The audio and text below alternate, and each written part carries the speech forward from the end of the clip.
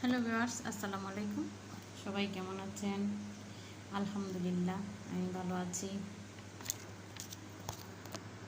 আবারও চলে আসলাম আমি বলতে চাই চ্যানেলের পক্ষ থেকে। আমি রাফিয়া।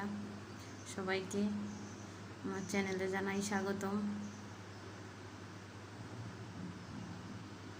প্রথমেই আমি তাদের ধন্যবাদ দিয়ে নিতে চাই যারা আমার চ্যানেলটাকে সাবস্ক্রাইব করে দিয়েছেন। সবাইকে অসংখ্য অসংখ্য ধন্যবাদ।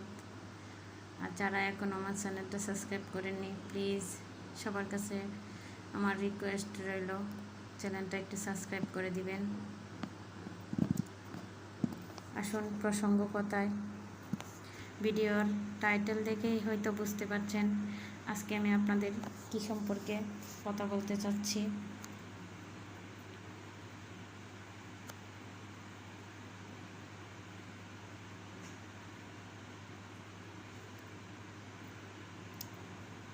হ্যাঁ, আমি বলতে চাচ্ছি এই 3টি গুনাহ করলে মানুষ খুব তাড়াতাড়ি মারা যায়। সেগুলো নিয়েই আজকে আমি আলোচনা করতে যাচ্ছি। এগুলো আমার কথা না, হাদিস কোরআনের কথা।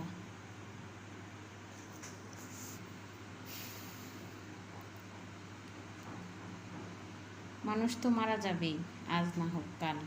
কিন্তু একটা কথা আছে, মানুষ বলে যে হায়াত কেটে মারা গেছে, মানে হায়াত থাক, মানে হায়াত দীর্ঘ হায়াত হতে পারতো তার।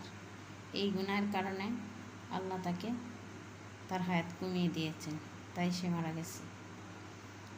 এই অর্থে এই কথাটা বলা হয়েছে।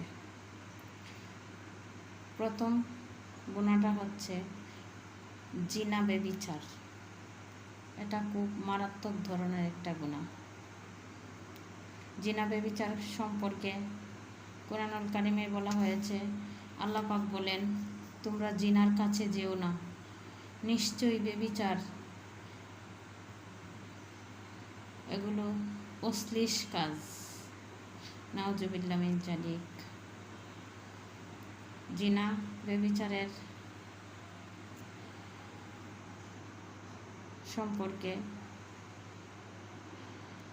শাস্তি সম্পর্কে কোরআনে অনেক কথাই উল্লেখ করে দেওয়া হয়েছে।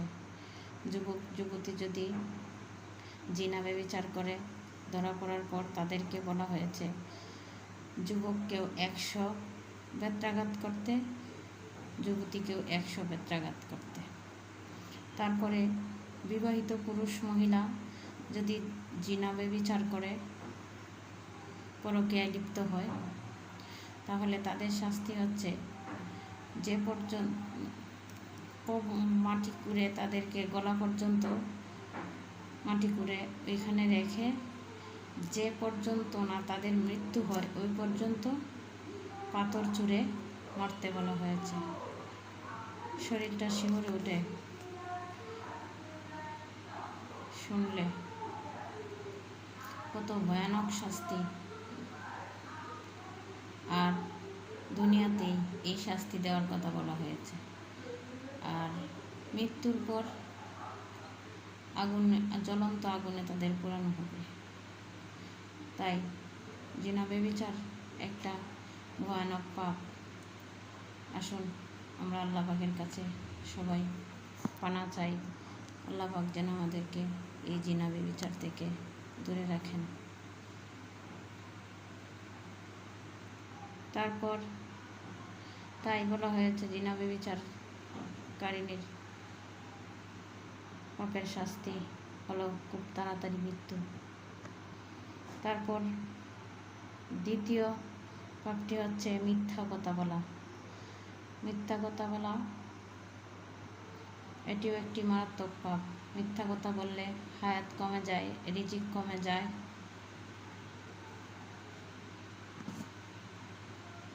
তাই বলা হয়েছে মিথ্যা কথা বললেও মানুষ খুব তাড়াতাড়ি মারা যায়।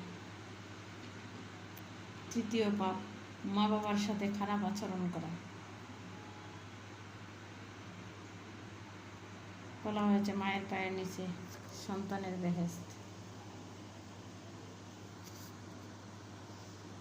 তাই মা বাবার সাথে খারাপ আচরণ করলে হায়াত কমে যায়, রিজিক কমে যায়। মা বাবা যদি দোয়া করে তাহলে আমাদের হায়াত রিজিক আল্লাহ পাক বাড়িয়ে দেন। তাই মা বাবার সাথে খারাপ আচরণ করলে হায়াত রিজিক দুটাই কমে যায়। তাই এখানে বলা হয়েছে মা বাবার সাথে খারাপ আচরণ করলেও মানুষ খুব তাড়াতাড়ি মৃত্যুবরণ করে।